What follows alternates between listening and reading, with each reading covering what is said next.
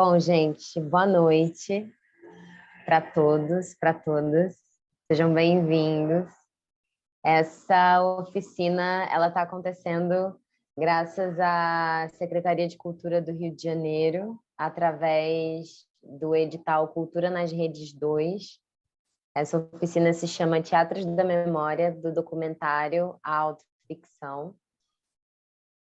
Para quem não me conhece, né, eu sou a Raíza Ramé, eu sou atriz, sou produtora e professora também, e pesquiso autoficção e teatro documentário já há um tempo.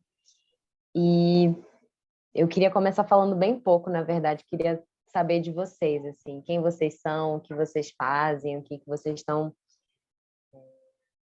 esperando dos encontros, né, para a gente começar, assim, essa conversa. Então, quem se sentir à vontade já pode aí abrir o microfone e falar um pouquinho.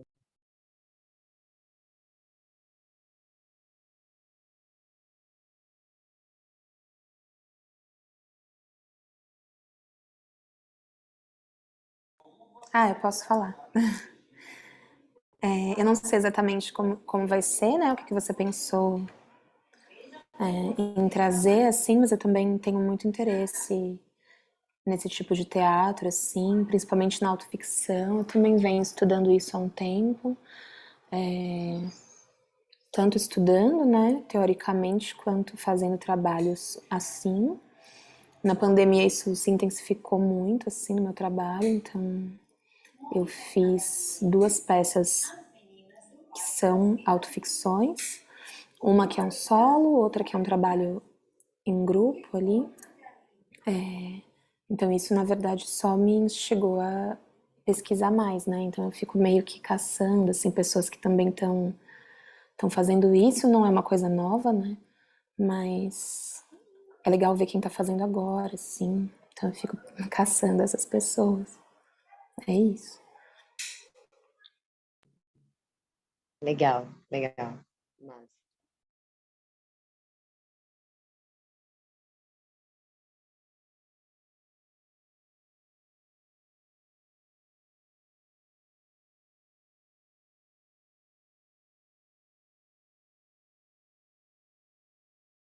Acho que eu posso falar, então. Eu sou Ana Elizabeth, eu estou no último ano de cinema na UF e eu fiquei sabendo da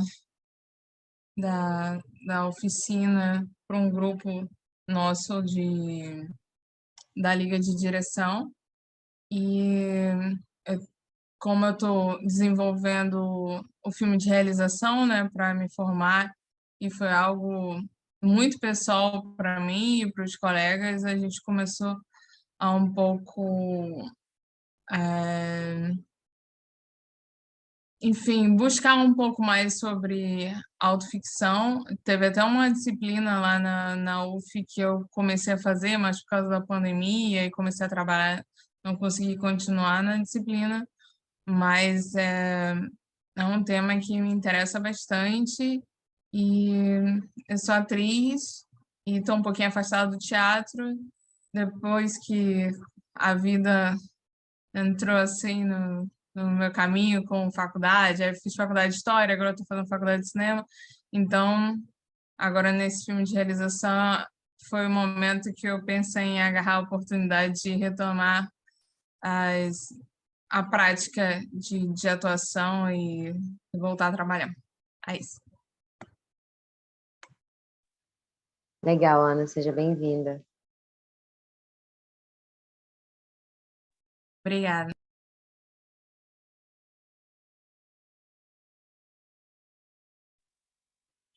Bom, agora é a vez dos meninos, né?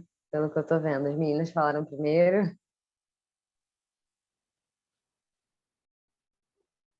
Bom, vou falar então. Eu sou tradutor e, enfim, tenho uma carreira acadêmica nas humanas e na quarentena tirei um período sabático, aproveitei e comecei a participar de oficinas de artes e principalmente teatro. Conheci alguns grupos aqui do Rio, Teatro Caminho, ser definitiva, alguns grupos de São Paulo também, e me interessei por dramaturgia, principalmente, né, a parte mais literária. Comecei a traduzir Shakespeare, um projeto próprio, e comecei a escrever pequenas peças, assim. Tenho vários esboços nesse sentido, e daí descobri também o pessoal da Cemitério de Automóveis, que fazem peças curtas, e adorei, assim. E estou nessa exploração de gêneros, né, dentro do teatro, e não sei bem o que esperar, na verdade, mas tô curioso. Eu sempre gosto de ouvir as pessoas primeiro, porque aí me dá um norte também de como eu começo a me apresentar, né? Porque eu tenho a minha primeira formação, na verdade, é em psicologia. E é a partir da psicologia e da psicanálise que eu trago um entendimento da memória, assim, para o teatro, né? Então ela vai escorregando e vai chegando no teatro. Eu sou atriz, já estou no teatro há alguns anos e eu fazia faculdade de psicologia e trabalhava já no teatro. Então eu tinha um sentimento de que as duas coisas tinham a ver uma com a outra, mas eu não sabia exatamente o que elas tinham a ver uma com a outra. Assim.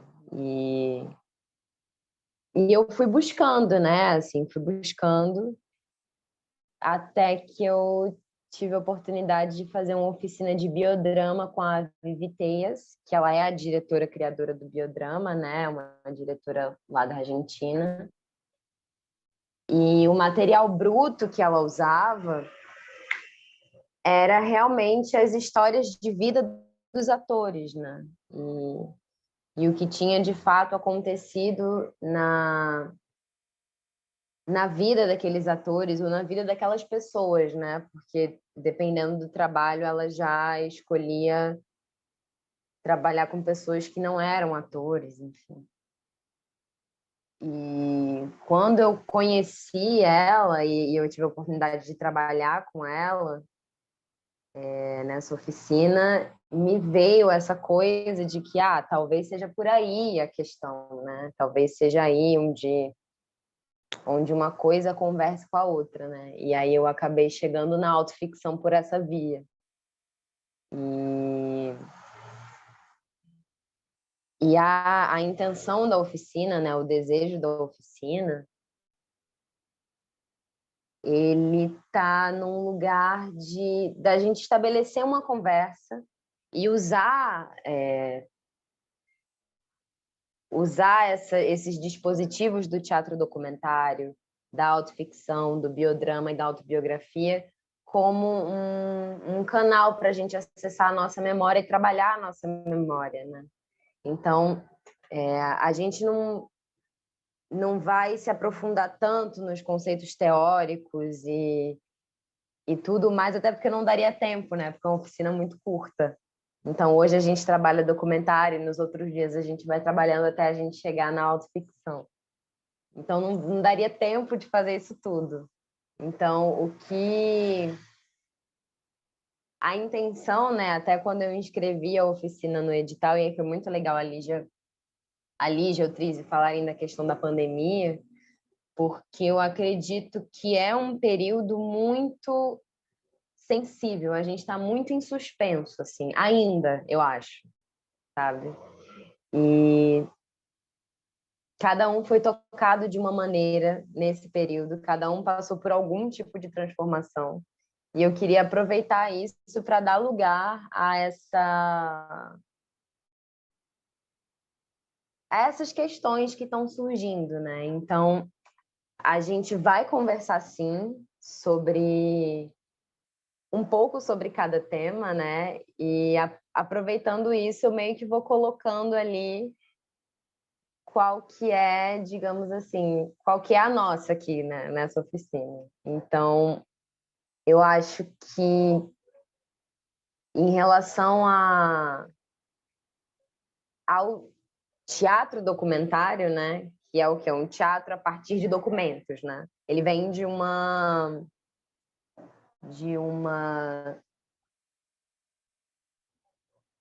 atravessamento do real no teatro, né? Então ele também vem do que a gente conhece como teatros do real, né? Então o que é isso? A gente está tirando a ficção do teatro. O teatro não é mais uma realidade combinada ali entre a plateia e os artistas em cena. Como é que funciona isso, né?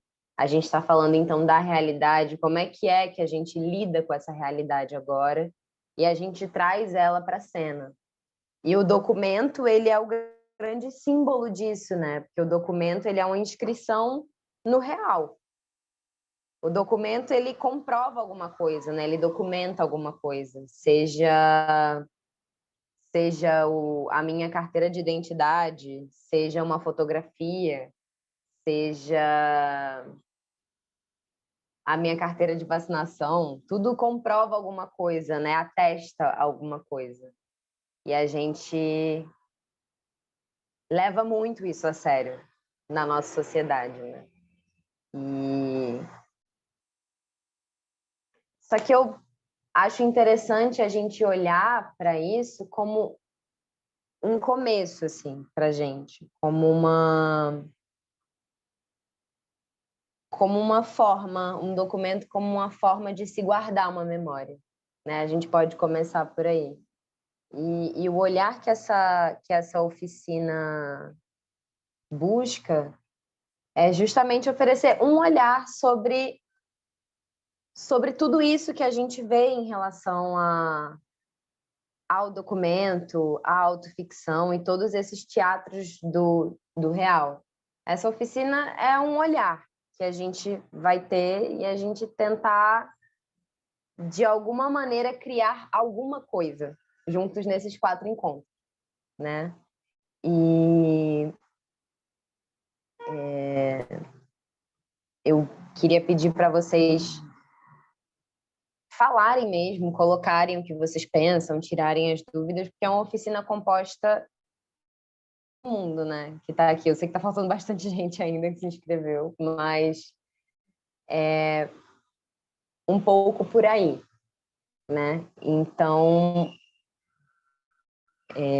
o que eu penso em estruturar é que a gente tenha uma primeira conversa nessa primeira metade e que na segunda metade, depois que a gente fala sobre o tema, depois que a gente entende um pouco mais ou menos onde cada um está, a gente comece a criar com esses dispositivos que eu vou pedindo para vocês, né? Então, mandei um e-mail mais cedo, pedindo para que cada um trouxesse uma coisa, né, que a gente vai usar daqui a pouco.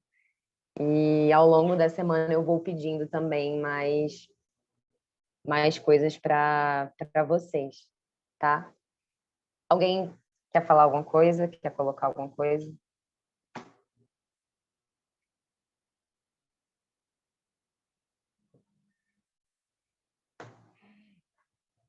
Então tá bom. A gente... O que seria o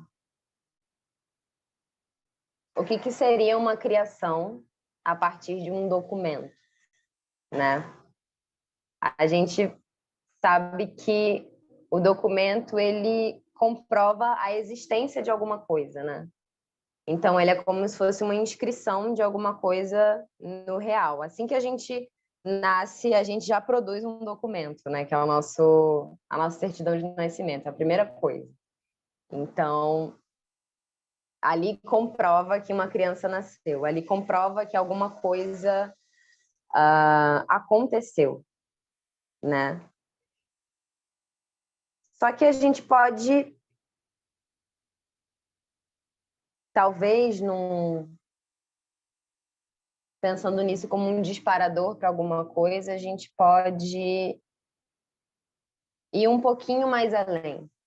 Se a gente pensa nesse documento como a comprovação de uma memória, por exemplo, né? E o que seria Eu estou colocando separado agora, porque para a gente tentar fazer um percurso até chegar na autoficção. Mas a memória em si, né, a forma como a gente lembra de alguma coisa, ela pode carregar dentro dela elementos de ficção, né? Porque se a gente para pensar que a gente guarda muita pouca coisa do que a gente experiencia, né, do que a gente vive, na verdade, e essa memória ela vai estar dividida em uma memória de curto prazo, então como foi o seu dia hoje, como foi a sua semana, ou o que aconteceu há meia hora atrás. Há memórias de longo prazo, que são as memórias talvez de 5 anos, de 10 anos, ou até memórias mais longínquas, né? Memórias da sua infância. E memórias que, de uma certa maneira, já se fundiram tanto com você que talvez você não se lembre mais do conteúdo daquela memória. Talvez você não saiba mais contar aquela memória. Mas ela existe de uma maneira que é você, digamos assim. Então, ela forma alguma coisa em você, né? Então, são vários níveis, né, de memória. E a gente pode brincar com esses níveis e explorar esses níveis conforme a gente desejar, né? Enfim. Então, como é que eu posso dizer?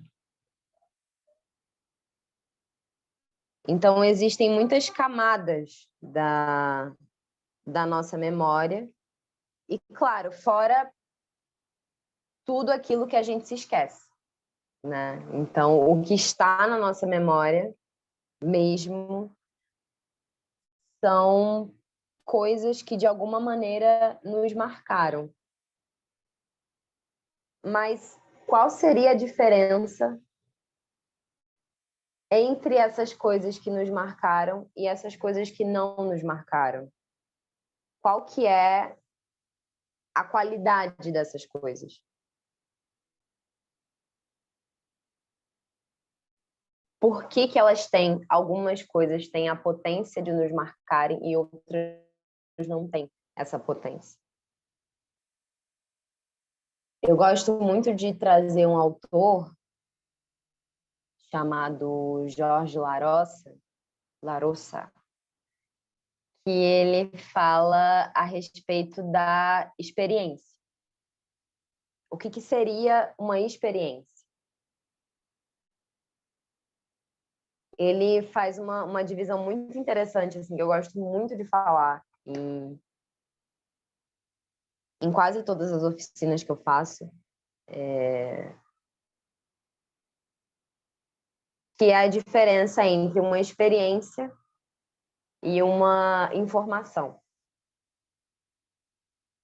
Posso, é Jorge Larossa. Vou botar até aqui no chat. Jorge Larossa. Que ele fala sobre... Tem uma pessoa entrando, então só um minuto, deixa a pessoa entrar que eu termino de falar.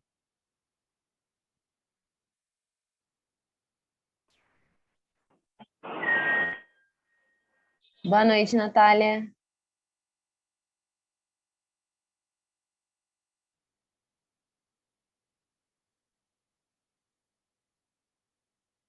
Ah, o pessoal está entrando agora.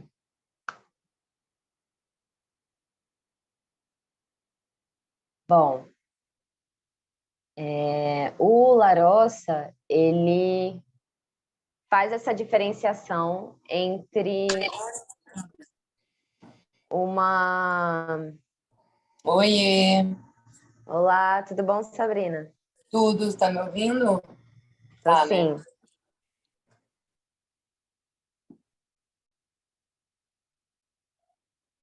Eu tô sem câmera. Aí, Tudo bom? tudo. Certo. Então, a gente estava só para contextualizar, né? Sabrina e Natália que entraram agora.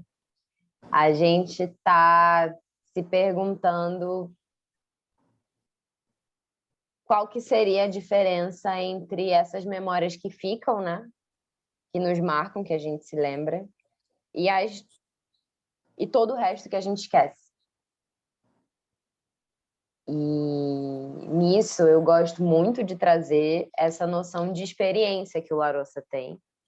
E eu acho muito importante a gente conversar sobre isso hoje, porque eu vejo que a gente, o nosso momento está muito entre essas coisas, né? O que seria isso, né, finalmente? O Larossa fala que quando a gente tem uma experiência, a gente é marcado por alguma coisa. Experiência é tudo aquilo que nos acontece, que acontece conosco. Então, o que é isso que acontece comigo? Em qual posição eu estou para que coisas aconteçam comigo? Qual que está sendo a minha postura diante daquilo para que alguma coisa me aconteça? Né? Ele é muito específico quando ele fala alguma coisa que te acontece. E ele diz que para que se tenha uma experiência, a gente precisa estar aberto a isso. A gente precisa estar sensível a isso. E que geralmente quando ocorre, para que a gente esteja nessa qualidade, né, para que a gente alcance esse nível, é preciso uma certa suspensão do nosso intelecto, né? Então, Tipo, ficar burro, como? entre aspas, um ficar burro, né? Eu acho que eu defendo sempre que é um tipo de inteligência muito mais inteligente do que as outras inteligências que a gente está acostumado. Assim, eu sempre defendo isso, porque é algo um pouco mais ao lado de uma intuição, talvez. E eu acho a intuição muito mais inteligente Sim, com certeza. do que o que ele fala de informação. Então, ele coloca essas duas coisas opostas uma à outra. A experiência e a informação. Né? Então, por exemplo, eu tenho a informação de que... Deixa eu ver um exemplo aqui. Eu tenho a informação de que a arte existe. Vamos lá, né? Oficina de teatro. Eu tenho essa informação. Então, eu posso ir no museu e ver a Abaporu, da Tarsila Amaral, e dizer, a Abaporu é uma artista, né? A Semana de Arte Moderna. Posso. E aí eu estou informada de que é o quadro. Mas a experiência que aquela obra de arte me causa, né? O contato que eu tenho com aquela obra e como eu sou ou não marcada por aquilo. Envolve uma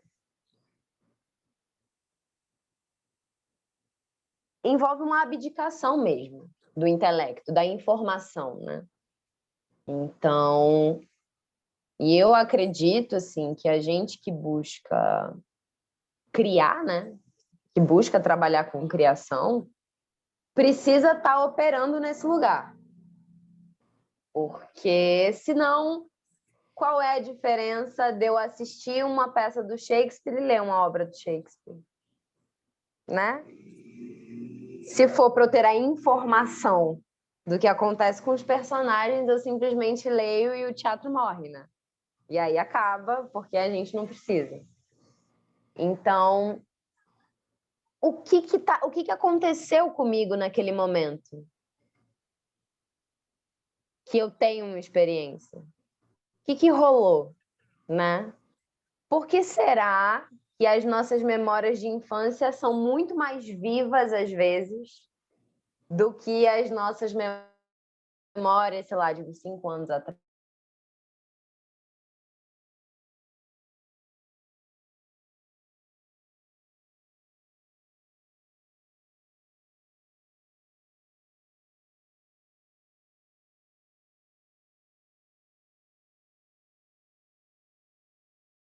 Abertos, assim, abertos para a vida, né? Então, é onde a nossa superfície, de fato, está mais sensível, né? O Larossa fala disso, de uma superfície sensível, de algo, de uma passividade, exige uma passividade, né? Exige uma entrega, eu acho que ele usa esses termos, assim. Então, o que a gente está acreditando, né? Que quando a gente atinge esse estado, é onde a gente consegue ter experiência, e dessa experiência, cria-se uma memória potente. Cria-se uma memória que pode nos dar alguma coisa. Então, a gente está pegando esse recorte aqui nessa oficina, defendendo que a gente vai criar a partir da memória, porém, acredita-se muito, né, que toda criação vem de uma memória, né? Por mais que seja, como a gente estava falando no começo, né, daquelas qualidades de memória onde eu já não consigo mais narrar o que me aconteceu. Eu não consigo dizer como foi o gosto do leite materno na minha boca, eu não sei dizer mais. Mas existe, né? Lá atrás, existe isso. Porém, ele já não tá no meu intelecto mais.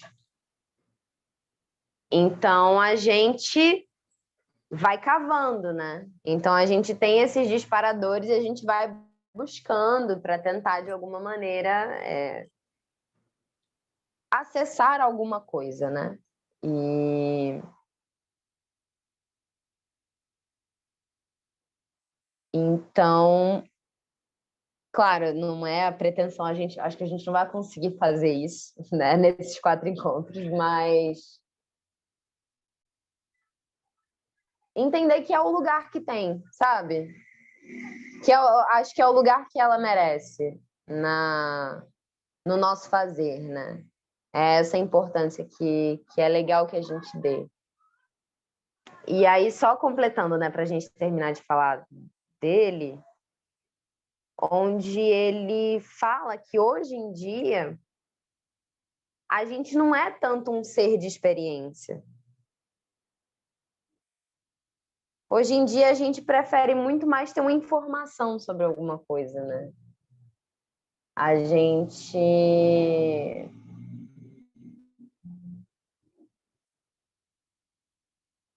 tá resistente à experiência, né? A gente não... Essa superfície sensível, né, exposta e totalmente disponível e passiva num bom sentido, né? A gente não está mais conseguindo alcançar. Eu acho que a globalização, o capitalismo fizeram com que a gente vestisse uma certa armadura e a gente busca muito a utilidade das coisas, né? Então, para que isso é útil? Para que isso vai me servir? Qual é a finalidade disso? Qual é o objetivo disso, né? Quais são as metas que eu traço a partir dessa e dessa e dessa e dessa e dessa coisa? Então, a gente busca a informação. Então, a gente entra em contato com a obra de arte mas não entra em contato, porque tudo que a gente quer é codificar aquilo, guardar no intelecto e dizer que eu fui para a peça tal e a exposição tal, e foi super interessante as referências que aqueles atores fizeram, e no final das contas, a gente sai do mesmo jeito que a gente entrou, né? Às vezes. E toda experiência te modifica. Toda experiência tem um antes e depois, né? E eu não sei, eu fico pensando se a memória tem um pouco disso também. Isso é realmente uma pergunta, assim, que eu me faço, mas eu queria ouvir de vocês, assim, se vocês têm alguma colocação, se está rolando. E se vocês querem realmente colocar alguma coisa. Eu acho que tem muito a ver. Você falou da memória você usou a referência aí do leite materno. Eu tive esses dias, inclusive, que rebuscar uma história nem tão antiga quanto o leite materno, mas algo que eu não vivencio mais e que eu não vou nesse passado e que mexeu comigo, que causou uma estranheza eu ir nesse... Eu fui por uma obrigação, assim, eu tinha que narrar um fato que já faz algum tempo que aconteceu. Sim. Eu tive que voltar nesse lugar, assim, ele estava ali quietinho, não deu para eu voltar, né? Mas é bem isso mesmo, agora você falando, assim, o antes e depois da experiência, né? Quem era a Sabrina que viveu aquilo e quem é a Sabrina hoje que conta essa história. Eu acho interessante a gente trazer essa questão do antes e depois, e eu acho assim, uma justificativa também para a gente estar trabalhando isso agora, porque eu acho que, de alguma maneira, a situação da pandemia deixou a gente em suspenso. Então, de alguma maneira, obrigou a gente a estar sensível, a estar aberto, querendo ou não querendo. Eu acho que todo mundo, de alguma maneira, experienciou alguma coisa assim, no sentido de que tudo o que era conhecido foi suspenso. Todos os hábitos foram suspensos, o funcionamento normal foi suspenso. Então, eu acho que é uma oportunidade de entrar nesse lugar. Eu digo assim, um grande parênteses, né? Dentro de tudo, dentro de toda a tragédia que aconteceu e acontece, né? Mas, de alguma forma, a gente ficou mais exposto, eu acho. E talvez seja o momento para se fazer alguma coisa, sabe? Tentar fazer alguma coisa. E eu acho que, principalmente nesse período que a gente vive, e a gente vai estudar um pouco isso, dar essa importância para a nossa memória é uma ação mesmo, né? Que a gente consegue fazer para nós e para os outros, talvez, sabe?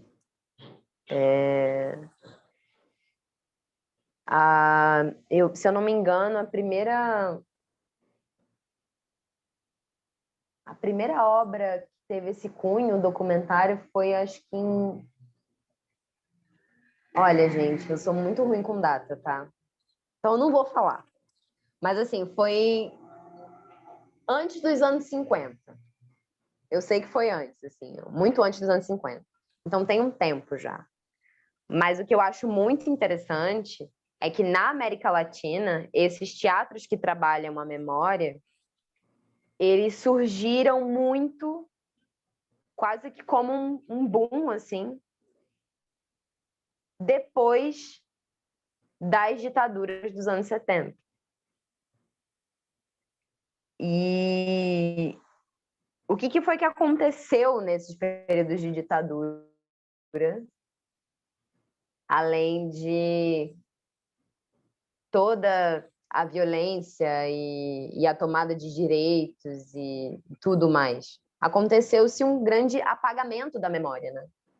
Então, as pessoas eram apagadas, as pessoas eram tiradas de vista, o discurso que as pessoas tinham era distorcido de alguma maneira. Então, essa violência, esse atentado contra a vida, e não só em relação à vida no sentido prático do termo, né? Vive-se ou morre-se, mas como se vive e como se conta uma história. Tudo isso foi extremamente ameaçado nesse período, né? E quem souber, né, de mais coisas pode falar, inclusive, tá? Pode interromper, inclusive, tá bom, gente? Tem muita vez que está falando da ditadura, porque aqui na Praia do Flamengo tem um prédio que morava o cara que escreveu o dicionário Aurélio. É um prédio que me chama a atenção. E um dia eu descobri que nesse prédio, na época da ditadura, um cara foi morto ali, que ele ia ser indicado para a Academia Brasileira de Letras. Eu esqueci o nome dele agora, mas é fácil descobrir. E ele era uma pessoa muito vinculada à educação. Foi ministro dos anos 30, então esse apagamento da memória, inclusive cultural, né, das pessoas que querem agregar, acho que pode ser uma coisa que tenha fortalecido. Aconteceu muita coisa em relação a isso, mas eu vejo muito como uma tentativa realmente de alienação, assim, né? Porque quando a gente está afinado com a nossa história, e isso tem tudo a ver com o que a gente está falando, a nossa ação ela é muito mais potente, assim, eu acredito. Sim. Seja lá qual for a história. Então, muitos artistas, assim, na Argentina, no Chile, aqui no Brasil também, deram como se fosse essa resposta a esse período. De alguma maneira, sabe? Então, eu acho que não é por acaso. E é meio que por essa via que eu gosto sempre de abordar esse tema, sabe? Porque o conceito, né, do teatro documentário, ele surgiu talvez muito antes. Os primeiros artistas a realizarem esse tipo de coisa talvez tenha acontecido muito antes. Mas a força com a qual essa proposta chegou até nós aqui, ela vem através desses acontecimentos, né? Ela vem depois da experiência que a gente teve com esses regimes autoritários, patriarcais autoritários. Então, o que é isso, né? Que movimento é esse que a gente faz depois disso tudo? Isso é muito interessante. Então, eu acredito que a gente consegue pensar por aí, né? Eu acho muito interessante se pensar dessa maneira. Então, como é que a gente entende, né, de onde a gente veio? E aí eu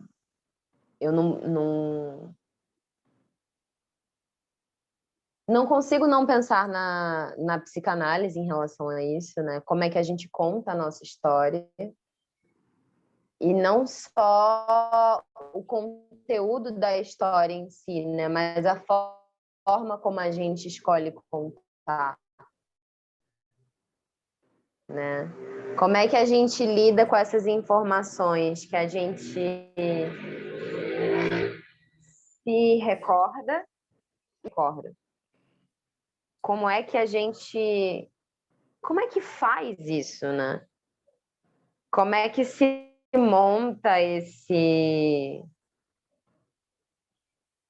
quebra-cabeça, digamos assim, né? Como é que a gente vai fazendo essa composição, né, de coisas. E a proposta de trabalho que eu tenho para dar para vocês é uma questão, é um quebra-cabeça, assim. A ideia é que a gente tenha a cada encontro uma peça e a gente vai adicionando essa peça e formando alguma coisa para a gente ter depois no final.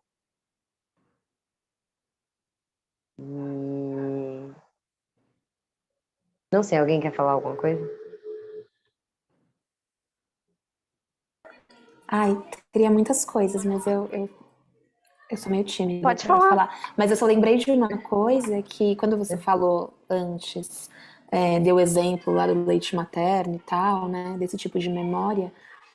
Aí eu lembrei de uma frase do Genet que eu acho muito bonita, que ele fala que criar é sempre falar da infância, né? E ele foi um cara fudido, assim, né? Foi preso, foi marginalizado, foi... Provavelmente a infância dele foi igualmente terrível, assim, a vida adulta dele. Mas é muito bonito isso, assim, eu acho, porque a infância, né, hoje, para nós, ela é uma grande memória, né? Confusa, construída de muitos jeitos, assim, né? E também é isso que você falou, assim, o quanto de fato a gente não sabe, né? São várias vias, assim, tem coisas da nossa infância, né? Ou do passado, não importa em que momento essa infância seja, que de fato a gente lembra da ocasião. Mas tem coisas que não, né? Tem coisas que foram trazidas pra gente, né? Às vezes você vê uma foto e pela foto você lembra, né? Ou alguém te contou, não é uma memória só sua, o seu pai te contou uma coisa de quando você era pequeno, e aí a partir daquilo você construiu. Enfim, é infinito, assim, né? As possibilidades, é como se fosse uma edição com muitas vias, assim. Eu acho essa frase muito bonita, eu lembrei dela. É muito incrível, assim, mesmo, porque às vezes é um fato, às vezes é uma sensação, né? E você não sabe de onde vem, mas você sabe que é da infância. Você fala assim, eu só me senti assim quando eu era muito pequena. Mas eu não faço ideia, né? Nunca... Não passa pela cabeça, né? Perguntaram qual é o nome do autor da frase.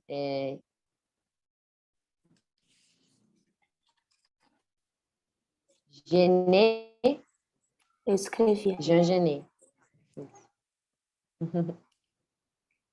Então é assim, e é muito interessante porque é cheiro, às vezes uma situação, uma memória, uma sensação, uma impressão de alguma coisa, né?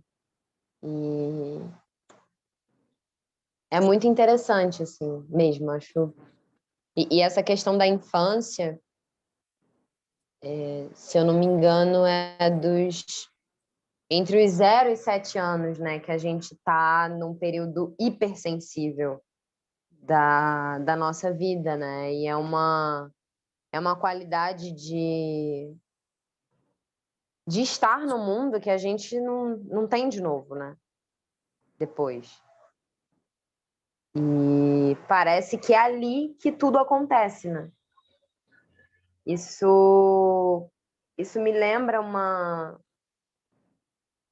uma das frases do Grotowski, né, que eu adoro, no texto dele do Performer, que ele fala que quando ele está criando, né, ele não busca criar uma coisa nova. Ele busca se lembrar de uma coisa que de tão antiga já foi esquecida, né?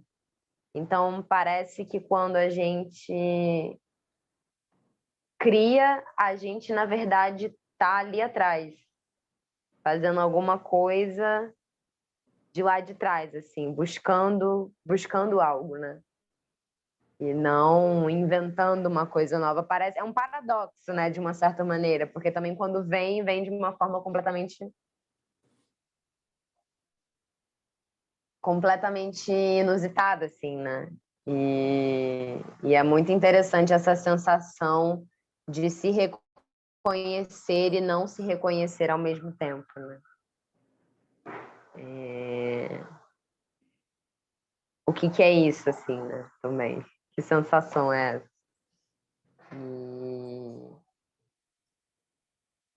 Mas é isso. Eu acho que é por aí, sim. Com certeza. Mais alguém quer falar?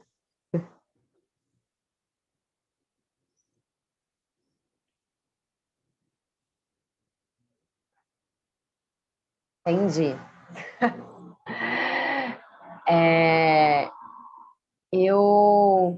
Vocês receberam no e-mail que era para vocês trazerem um documento hoje, né? Eu pedi qualquer. Vocês estão com eles aí? Mais ou menos, né? Tá. Eu achei engraçado, eu tenho identidade aqui, mas você falou que poderia ser até um exame de sangue. Eu tô com alteração no meu exame de sangue. Aí eu pensei em usar ele, porque pelo menos é algo tipo novo. Aham. Eu não sei qual é o seu intuito com o documento, assim.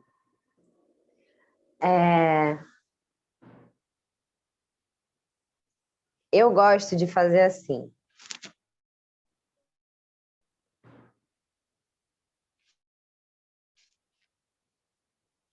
Eu vou pedir para.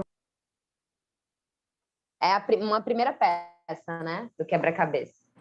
Eu vou pedir para vocês me mostrarem, falarem por que escolheram esse documento. E aí eu vou falando umas coisas aqui,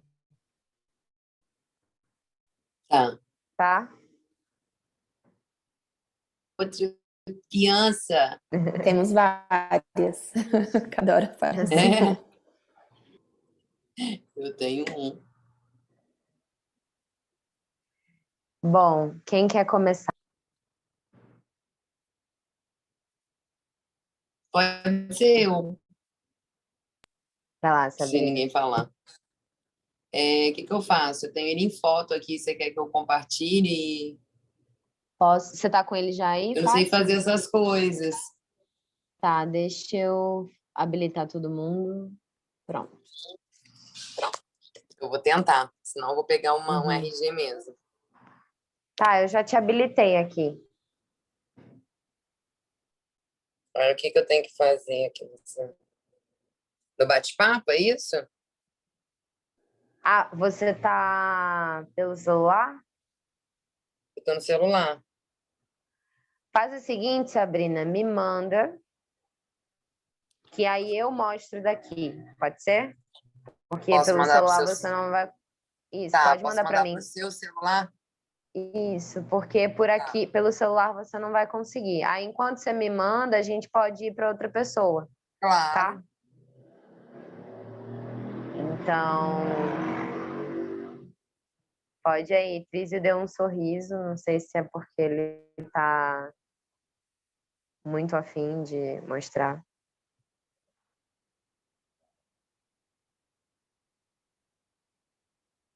Pode ser. Ah, deixa eu ver aqui.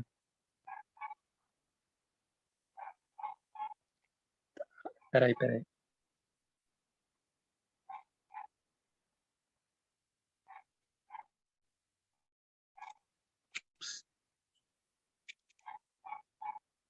sei se dá para ver direito.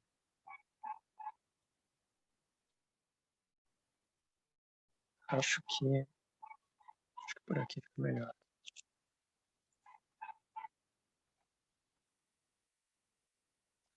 Tô com uma cara meio Sérgio Moro,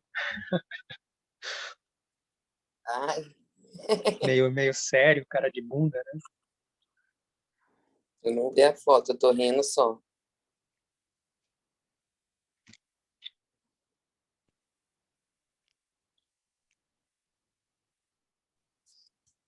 Não entendi. Você pode mostrar de novo, por favor? Tá. É para falar desse documento, é isso? Por favor, por que que você escolheu ele? Por que ele? Ah, assim, se fosse para escolher coisas relativas à memória em geral, eu acho que eu teria pensado porque eu escolhi, assim, como era só um documento, eu simplesmente peguei um documento, peguei um documento que foi antigo, né? Mais antigo, assim, dá para divulgar. E, mas depois eu estava pensando que essa foi minha primeira identidade, na verdade. Foi lá pelos idos de 94, não, 99, foi mais tarde. E é curioso que eu tenho a memória exata do dia que eu fiz essa identidade. Acho que foi uma exigência do colégio, se não me engano.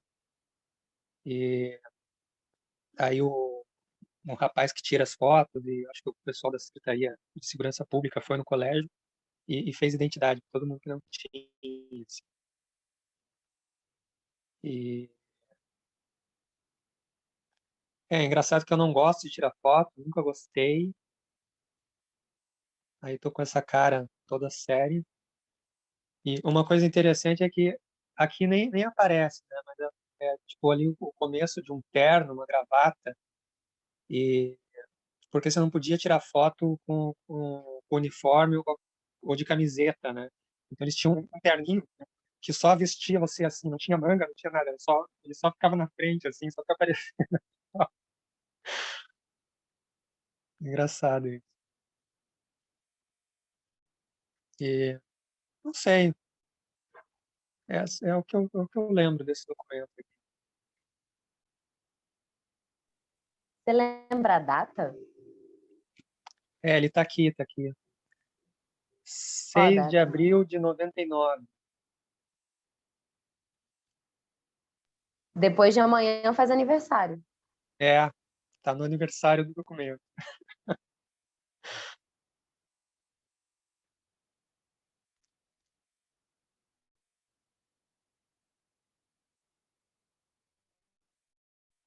Bom, posso te pedir umas coisas? Sim?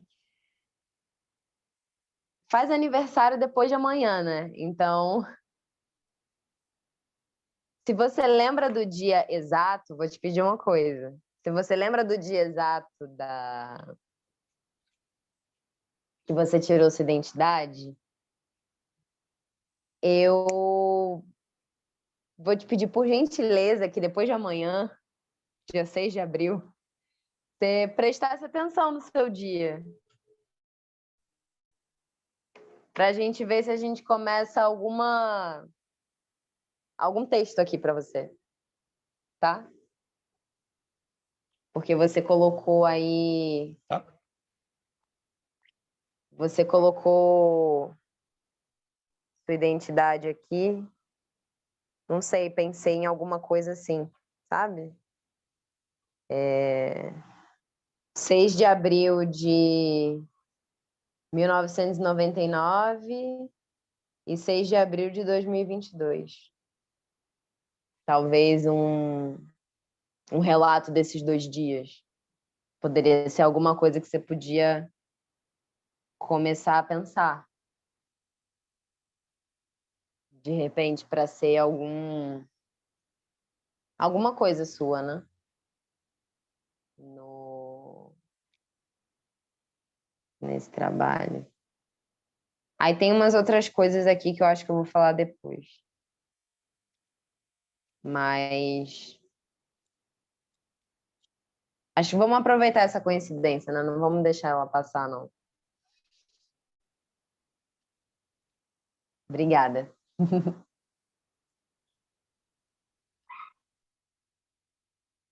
Cadê? Bom, Sabrina, vou abrir aqui, tá?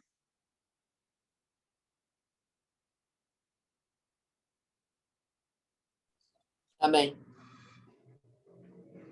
Então vamos lá.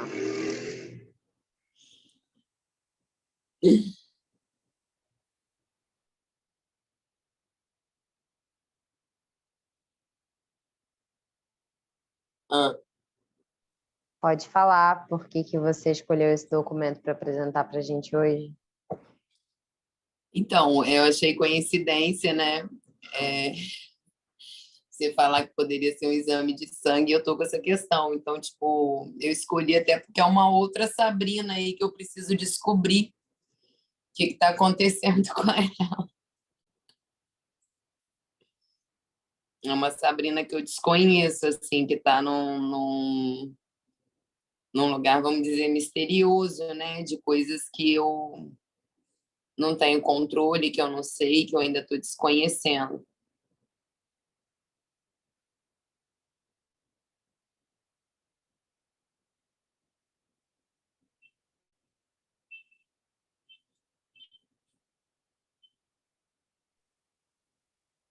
Eu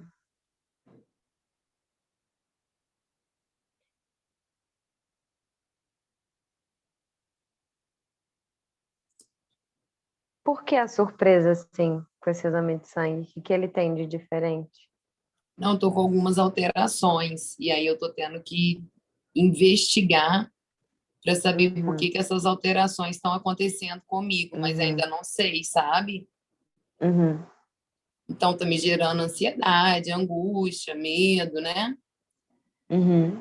E aí eu resolvi usar ele. Uhum, Talvez seja o que esteja prendendo mais minha identidade nesse momento. uhum.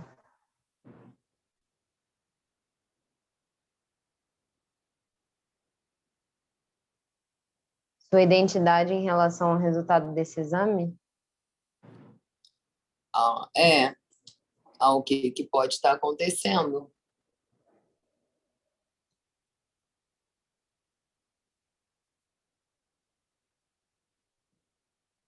Interessante. O que que a gente se identificaria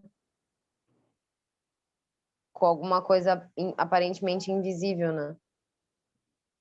Sim, sim. Invisível, mas com consequências, né? Eu, por exemplo, sou fumante, dependendo das questões que forem abordadas aí dessas diferenças, coisas podem ter que ser Uhum, mudadas, alimentação, hábito, enfim, uma transformação, alguma coisa vai se transformar, alguma coisa vai ser trazida. uhum.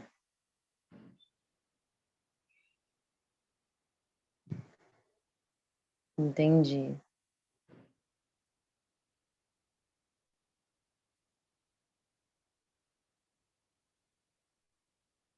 Há quanto tempo você fuma? Ah, nossa, deixa eu pensar quantos anos eu tenho. Eu fumo há mais de 20 anos, mais de uns 22, 23. Uhum. Você lembra a primeira vez que você fumou? Lembro. Primeiro não, assim, mas eu tenho o início, eu lembro, assim, não sei se exatamente o primeiro cigarro, né? Mas Uhum. a experiência inicial, sim. Você podia fazer um relato disso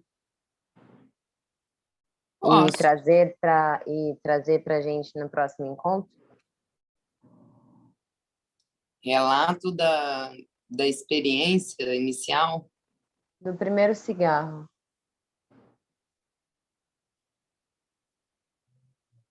sim. Show.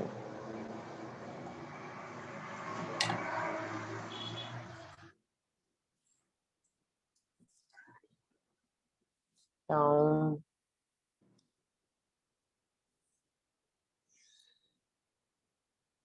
Massa. Vamos então para a próxima pessoa.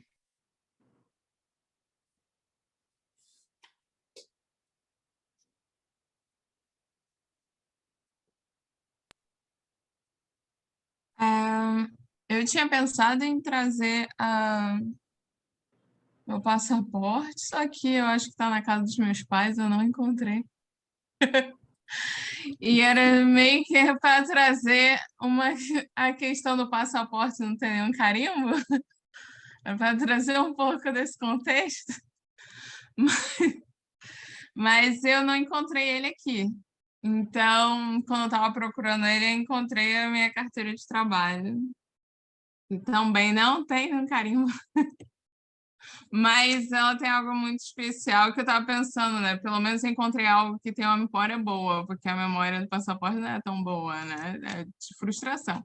Aí, aí aqui eu tenho a minha carteira de trabalho e o que tem de bom nela, que é super especial para mim, é o registro de atriz.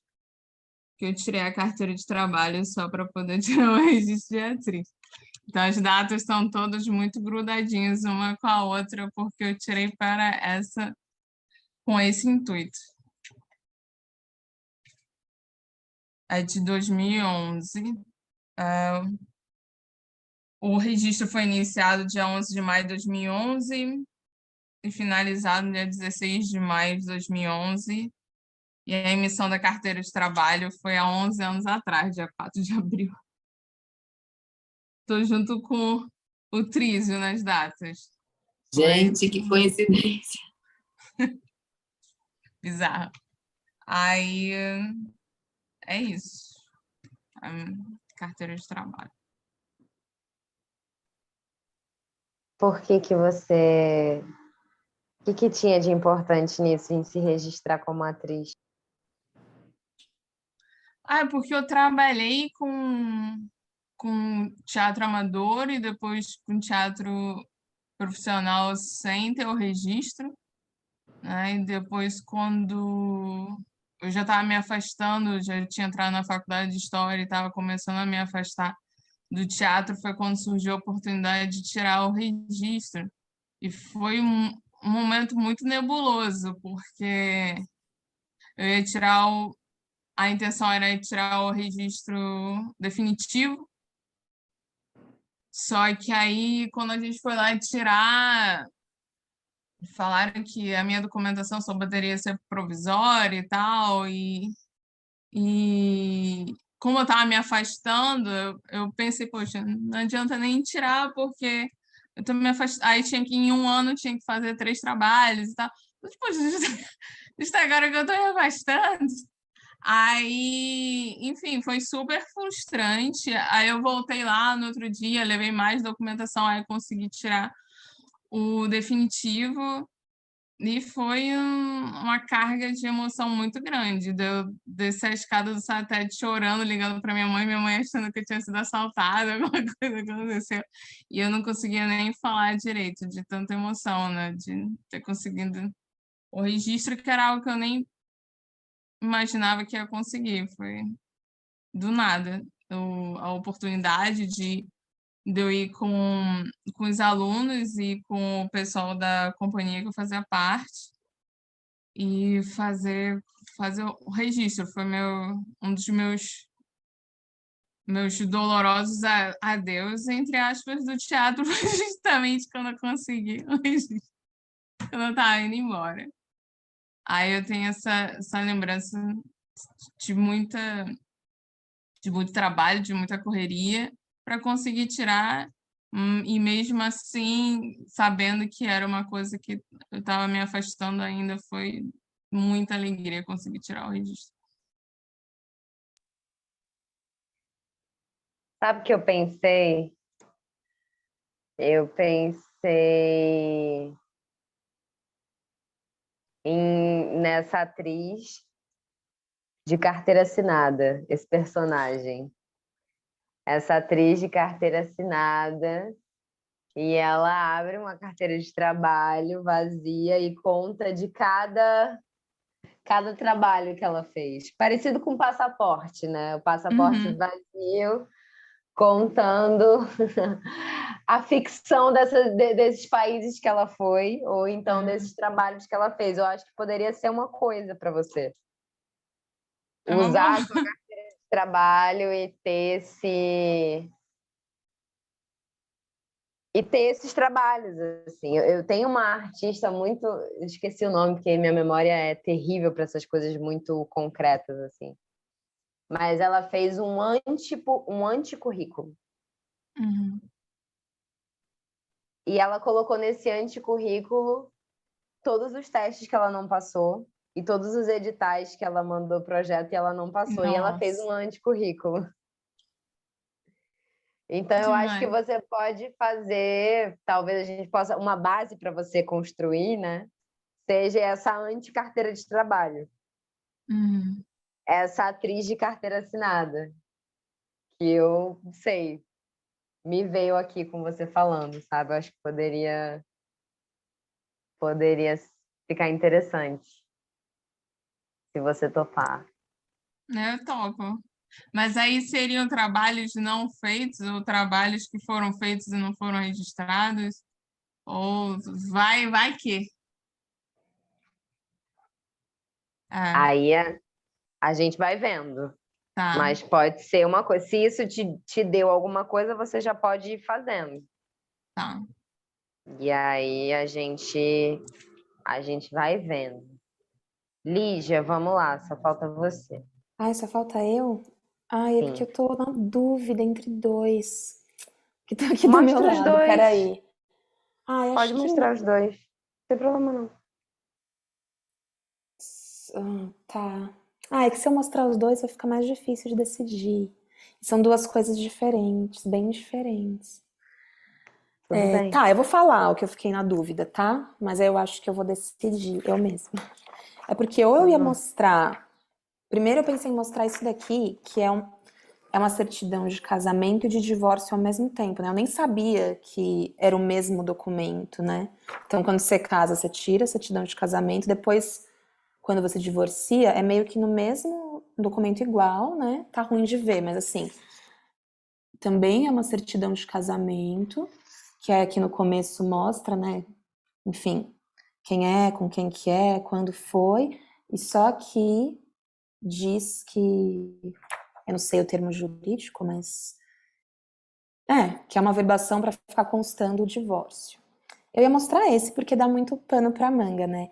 Mas eu não sei se eu quero falar disso, entendeu? Nesse momento, assim, eu já falei bastante sobre isso, assim. Até na peça lá que eu, enfim, que eu comentei. Aí o outro que eu peguei é o meu primeiro passaporte, que eu tô bem novinha, assim, tal. Essa foto foi tirada dia 9 de dezembro de 94, então eu tinha 4 anos e 3 meses, porque eu sou do dia 9 do 9. Então, e aí também, fiquei na dúvida, entendeu? Mas talvez eu queira usar esse.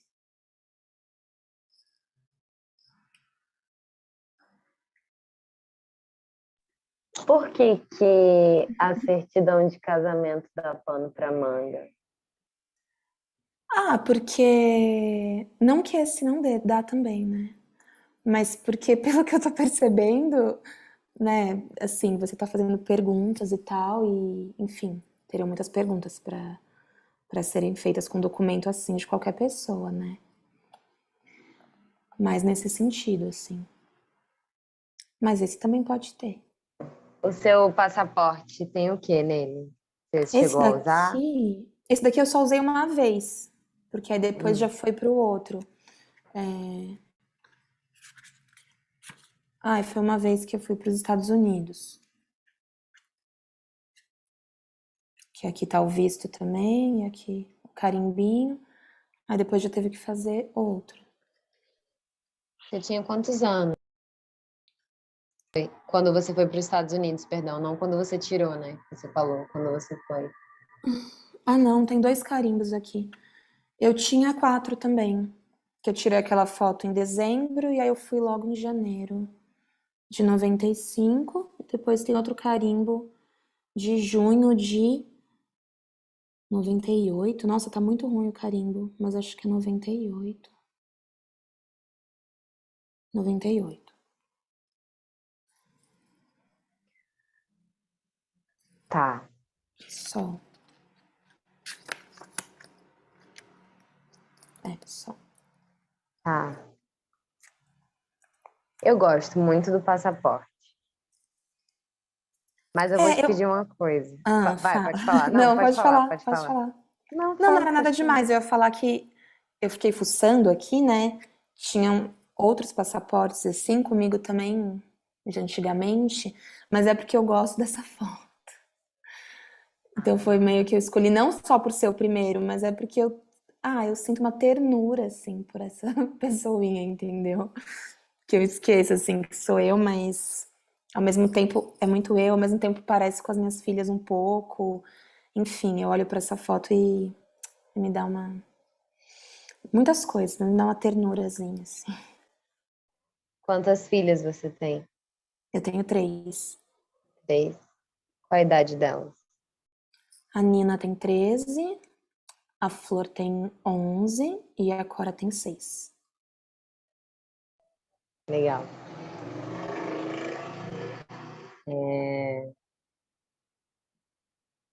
Você acha que elas estão parecidas com você nessa foto? Um pouco, não muito, porque de fato elas fisicamente parecem muito com o pai delas, assim, as 3, muito. Mas nessa foto e em algumas outras eu acho que tem coisas que parecem, assim. Entendi. No caso dessa foto, né? Essa foto especificamente. Sim.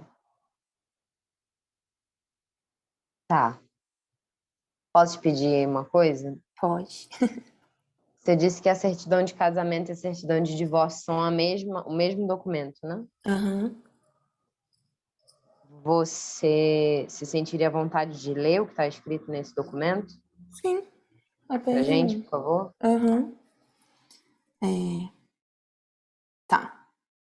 Deixa eu só ver se isso daqui é um texto. Vou ler tudo, tá? Não é muito. Rodrigo Santos Oliveira, nascido aos 22 de julho de 1980, natural de São Paulo, de nacionalidade brasileira, solteiro, filho de José Oliveira de Almeida e Maria de Lourdes Santos Oliveira, vírgula. Lígia Daniel Borges Fonseca, nascida aos 9 de setembro de 1990, natural de São Paulo, de nacionalidade brasileira, solteira, filha de Elcio Daniel Fonseca e de Rita de Cássia Borges Fonseca. Data do registro do casamento, 1º de novembro de 2008. Regime de bens do casamento, comunhão parcial de bens. Nome que cada um dos cônjuges passou a utilizar. Aí tá uns tracinhos, porque os nomes não foram alterados. Averbações a acrescer. Casamento celebrado neste ofício, perante o juiz de casamentos Adervando Antônio da Silva, consta do referido assento as seguintes averbações e anotação. Para que conste o CPF dos contraentes, como sendo ele CPF e ela CPF, conforme provimento 63 do CNJ, averbado no dia 3 de 8 de 2018, em cumprimento ao mandado assinado pela Juíza de Direito da Primeira Vara da Família e Sucessões do Foro de Guarulhos, doutora Clarice dos Reis Esteves, datado de 13 de 3 de 2019, faço à margem do assento ao lado, averbação para ficar constando o divórcio do casal, conforme sentença proferida pela Juíza de Direito, doutora Clarice dos Reis Esteves, em 13 de 3 de 2019. Aí tem os números dos autos, permanecendo ambos com os mesmos nomes. O contraente casou-se em segundas núpcias nesse subdistrito, aos 24 de 10 de 2019, com Adriana Salai Leme, passando a assinar Adriana Salai Oliveira, e ele o mesmo nome, conforme termo, aí vai o número, e é isso.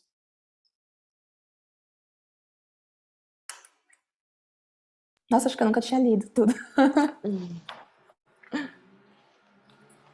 Então, bom, você está trazendo, eu vou perguntar, tá? Tá, pode perguntar. Você se separou em 2018.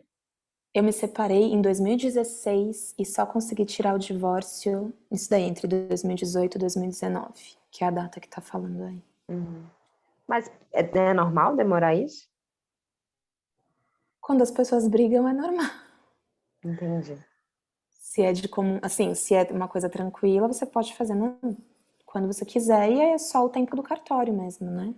O trâmite ali burocrático, mas quando é difícil, pode demorar muito entre uma separação e um divórcio, de fato, né? Eu posso fazer uma pergunta também? Pode. Eu nunca casei assim no papel, né, querida? Nem quero. Porque sem ser no Tudo papel bem. também deu um trabalho danado. Porque a sua certidão de casamento e divórcio é quase que uma também de casamento dele, né? Porque, inclusive, Sim, consta. sim, Eu uma fiquei loucura, né? chocada. Desculpa, assim, mas Sim, eu quis comentar, porque eu falei, cara, mas tá. O que sim, tem. Que isso tem que estar ali, né? sim, sim. Eu não tinha entendido o final. O final consta o novo casamento dele, é isso? É, Sim, o nome dele, da mulher nova, nada a ver. Caramba. Pois é, porque meio que ficou parecendo que através do documento, né? Aham. Não por você contando. Dá a sim. entender que ele se separou de você porque ele casou com outra mulher. É basicamente isso que aconteceu, apesar das datas estarem aqui, mas de fato as histórias são Aham, entremeadas, assim. sim. Olha,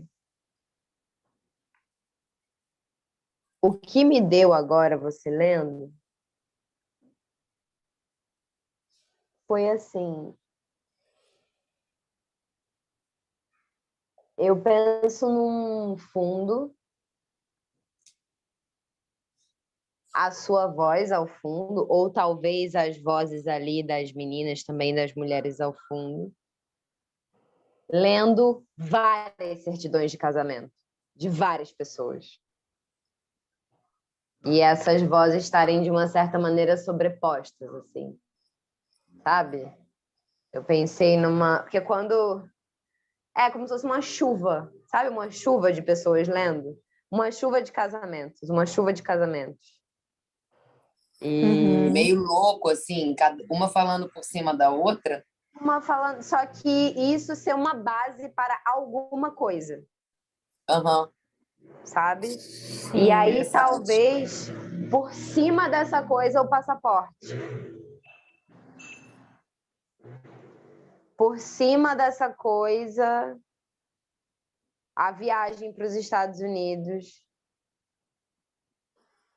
E por cima da viagem dos Estados Unidos, a única foto do passaporte ter quando suas filhas parecem mais com o pai do que mais com você do que com o pai.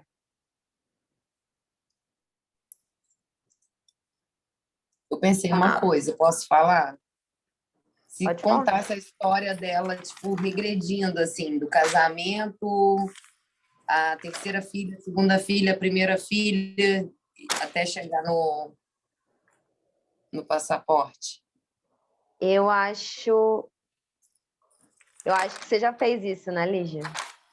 Não exatamente isso, Aham, mas de certa forma, não desse jeito, né? Tem mil jeitos, sim, mas já contei essa história já. de um jeito, entendeu? Uhum. Eu gosto dessa contraposição da história do casamento com uma história de viagem. Me Tá. parece.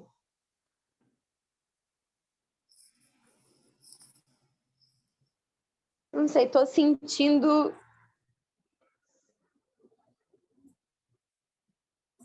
que pode ter a ver. Tá. tá? Então, você pode pesquisar, eu acho que deve dar para achar no Google, assim, várias certidões Sim, de casamento, sim. sabe? De várias pessoas, de pessoas que mudaram o nome. E talvez certidão... Assim, isso eu tô te dando, mas assim, não sei se vai ser possível. Pode falar. Tô só pegando o Mas... fio aqui. Mas... Uma pessoa que tem várias certidões de casamento, né? Uma pessoa que casou 3 vezes, casou 4 vezes. Seria legal, E sim. talvez lendo isso, sabe? Tipo, você... Sim.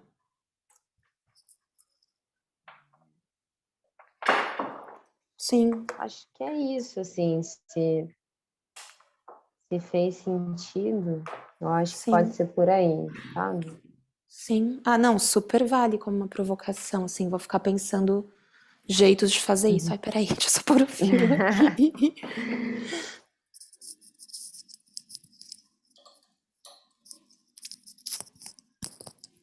Pronto. No mais, é um pouco disso, assim. Pronto. E aí... alguém quer falar alguma coisa? Quer perguntar alguma coisa? Tem alguma coisa que não ficou clara? Eu falo pra caramba, né? Nossa. É o seguinte, você falou do primeiro cigarro para mim, Aham. e aí na hora que você falou, porque eu te falei que eu comecei há 22 anos atrás, Uhum. e na hora que você me pediu isso, os primeiros cigarros não foram esses, foi criança.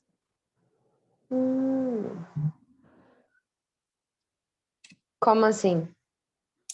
A minha tia fumava e jogava a bituca do cigarro e eu e a minha prima ficava catando aquela bituca. Uhum. Mas até eu te falar, tipo assim, eu sei disso, mas para mim eu comecei a fumar na adolescência. Entendeu? Fiquei com uma dúvida. Aham.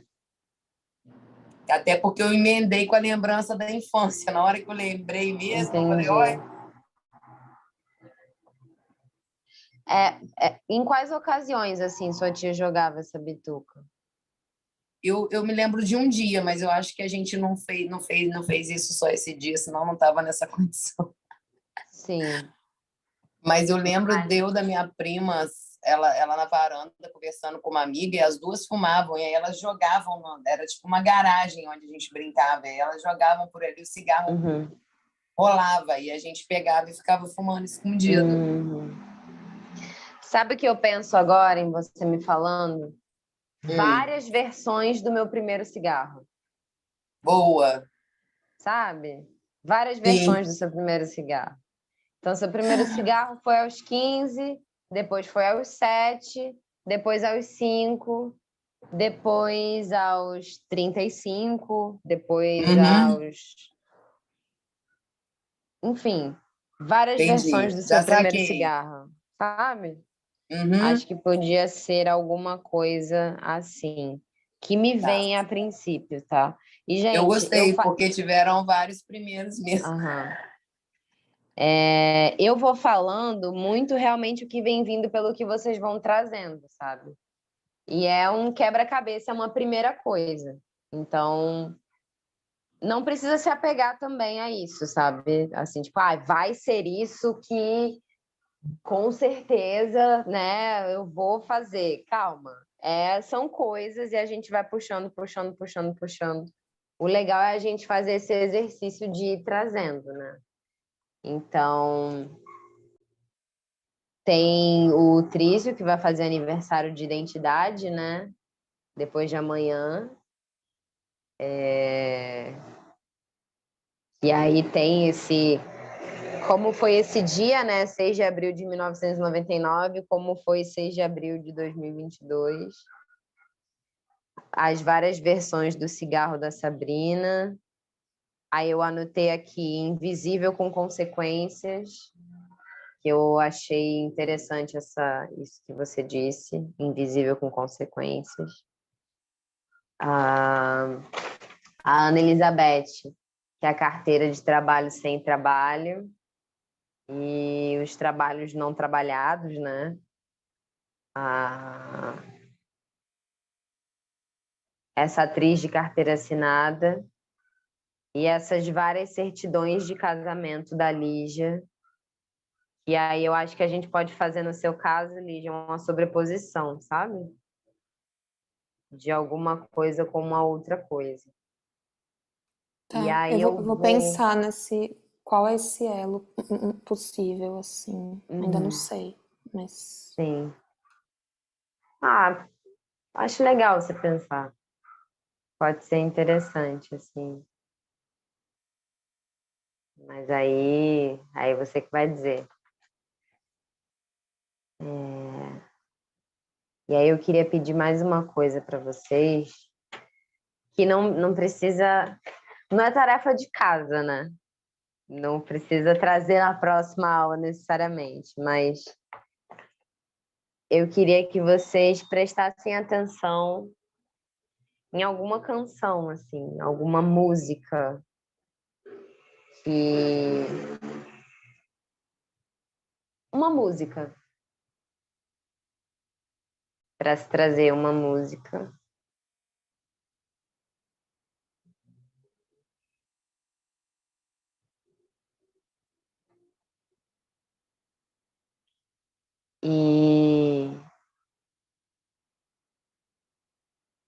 E se possível, isso pode ser ao longo da oficina, né? Nesse um mês, mais ou menos, que a gente vai ficar junto,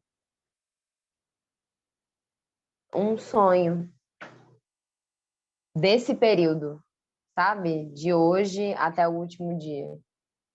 Um sonho. Que vocês sonhem, né? Nesse período. Se puderem trazer.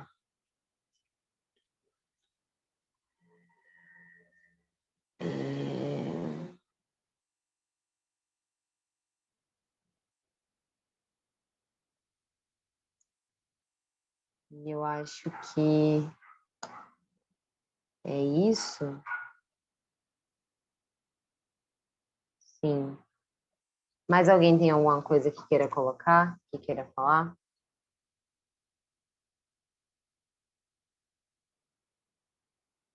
Não?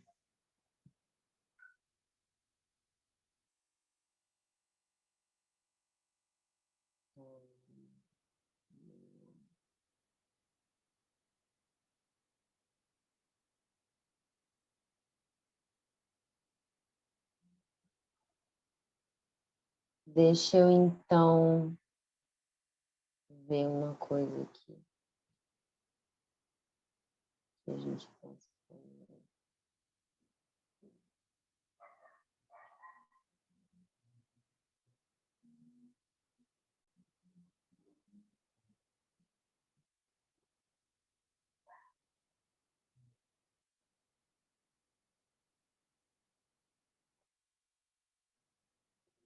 O inconsciente estético. Deixa eu anotar aqui para vocês aqui no chat. Peraí. É o Rancière do Simulação Simulada, é isso? Oi?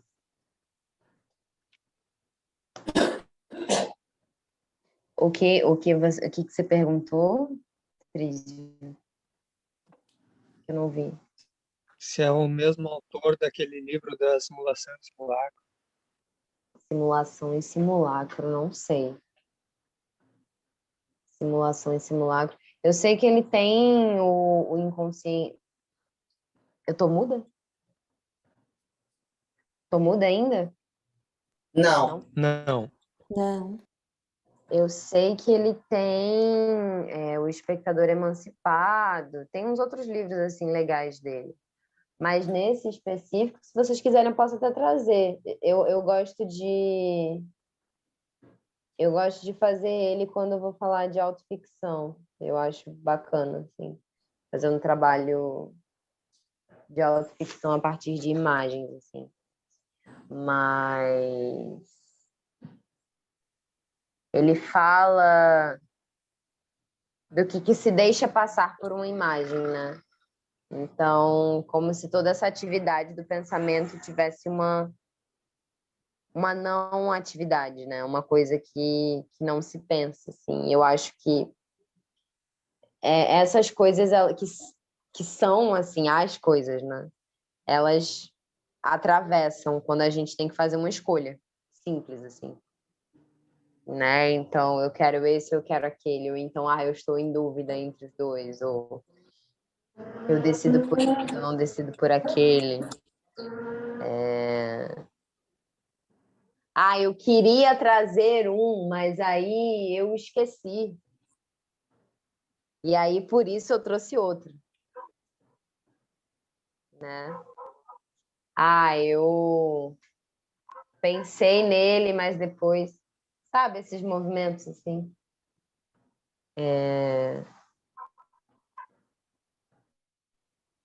Que às vezes é uma escolha, às vezes é uma resistência a escolher o que você realmente queria, mas é muito interessante, assim, muito legal. Eu vou passar algumas coisas para vocês, se vocês quiserem, assim, por e-mail, tipo, umas referências, uns vídeos e tal, uns textos. Para vocês terem mesmo, assim, se vocês quiserem dar uma lida e, tipo, de repente trazer na próxima aula, acho legal, assim, para a gente ter uma discussão, porque é muito isso, assim, a gente tem essa conversa, né, tipo, tentando apresentar mais ou menos um pouco do tema. É uma oficina muito curta, né, são 4 encontros, onde a gente ainda propõe que vocês criem alguma coisa, então é bem... muito rápido, né, tudo se dando de uma maneira muito rápida, mas... seria legal se a gente trouxesse um pouco das impressões de vocês sobre os conteúdos, assim, né? Então, hoje a gente conversou um pouco sobre o que seria, né, sobre o que seria esse teatro documentário, e aí tem várias referências muito interessantes de pessoas que fazem esse trabalho aqui no Brasil, né, de vários grupos que trabalham, então eu vou passar para vocês poderem ver com calma depois, se interessar. Mas essa relação do teatro com a realidade, né? Então, como é que está acontecendo essa relação, né? O teatro documentário, ele é uma porta, né? Então, ele abre a porta para esses outros teatros do real que a gente vai conversar nos próximos encontros. Então, ele pega esse material bruto, né, de algo da realidade, né? E é muito legal a gente ter falado do Rancière, porque ele fala um pouco de uma coisa que eu acho que tem a ver, quando ele diz... quando ele fala a respeito dessa mudança que a gente teve, né? Já deixando um gancho para o próximo encontro, dessa mudança que a gente teve de perspectiva dentro de qual história importa, né? O que é importante ser contado? Porque se a gente pega lá atrás, quando a gente entende a ficção, por exemplo, né, a representação da maneira aristotélica, a gente vai encontrar essa coisa da fidedignidade, né? Então, o que mais se parece com a realidade? Como é que esse simulacro vai ser parecido com a realidade? E essas histórias elegidas, né? De quem são essas histórias? Então, a gente tem um protagonismo, assim, nesse teatro muito voltado para um grupo específico, né? Então, o que é isso que eu estou falando? A gente está acostumado a... Estava acostumado, enfim, a ouvir as histórias de grandes feitos, né? De grandes pessoas. Então, reis, rainhas, figuras e pessoas muitíssimo importantes, deuses, etc. e tal, né? Todas as histórias elas tinham um cunho muito grandioso no que diz respeito a esses personagens. E eu acho que quando a gente faz uma virada, uma passagem para a modernidade, a gente meio que vai partilhando essa importância, né? Então, eu acho que a questão do documentário, da autobiografia e da autoficção toca isso também, né? Então, todas as histórias agora importam. A gente sai desse macro e a gente vai para o micro, a gente vai para as pequenas histórias das pessoas, né? As pequenas grandes histórias. E isso é muito bom, assim, falar do Rancière, porque eu vou lembrando de um monte de coisa, assim, que ele escreveu. Ele tem um texto dele que está numa revista, na Serrote, que eu posso passar para vocês depois, porque eu tenho esse texto. Ele não tá, eu acho que ele não está. Se você joga no Google, eu acho que você não acha, mas eu tenho, posso mandar para vocês. Que ele fala, o nome do texto é O Desmedido Momento. E aí ele fala ele conta, ele usa uma história do Guimarães Rosa, do Primeiras Histórias, onde o Guimarães Rosa fala sobre toda uma trajetória de um menino que viaja do interior para a construção de Brasília, se eu não me engano. E aí a história é essa viagem, é esse avião que ele pega, né? Então o Rancière ele usa esse conto para falar dessas não histórias, né? Que a gente começa a colocar o olho um pouco em cima delas, assim. Então só uma contribuição, assim, acho que se vocês quiserem eu posso trazer mais, assim, do Rancière, porque eu acho que tem muito a ver com o que a gente está falando. Eu digo no que a gente pode buscar mesmo aqui, sabe, na oficina, para que seja um espaço mesmo onde a gente possa dar essas vozes, assim, eu acho que é o mais importante, né? Por isso que eu falei o que chegava para mim, muito para vocês irem indo, sabe? Irem indo e irem trazendo para a gente poder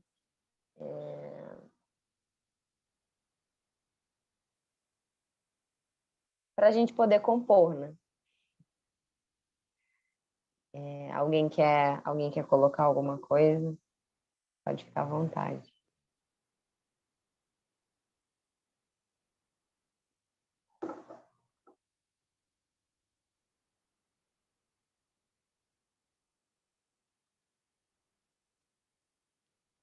Mas se não quiser também não tem problema. É porque vocês ficam em silêncio, a pessoa que está aqui fica assim, gente, está fazendo sentido? Ou está muito, muito estranho? Tá, vou falar. Já que ninguém fala, eu falo. Falo por todos.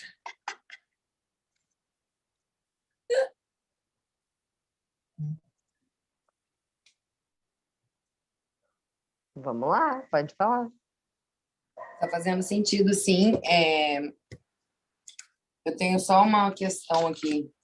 O relato é contar o caso, né? Sim. Tá. Você pode puxar na sua memória o que você se lembra, assim. Não, já fiz várias associações aqui, a gente conversando, de vários primeiros. Pode fazer.